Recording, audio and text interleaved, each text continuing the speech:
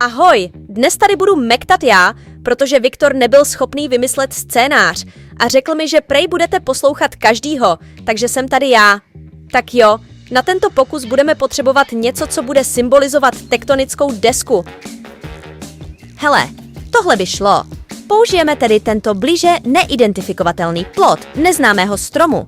Rychle jsme ho utrhli a připravili ho na pokus. Tak, teď to tady poskládáme do požadované formace.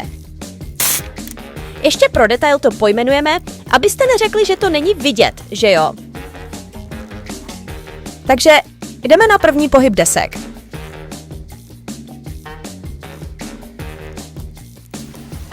Wow!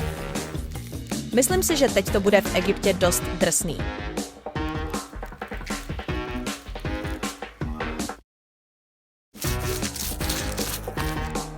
Teď si ukážeme druhý pohyb.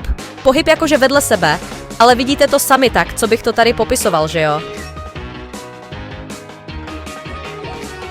Stop it. No, takže asi chápete, že ani tohle nedopadá moc dobře. Funguje to tak, že se ty desky prostě o sebe otřou a tím vznikne zemětřesení. Tak a teď si ukážeme poslední pohyb.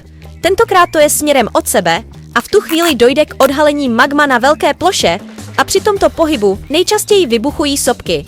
Jak vidíte, magma se odhalilo i nám, takže pokus fungoval. Skvělý. Všichni se radují, tančí a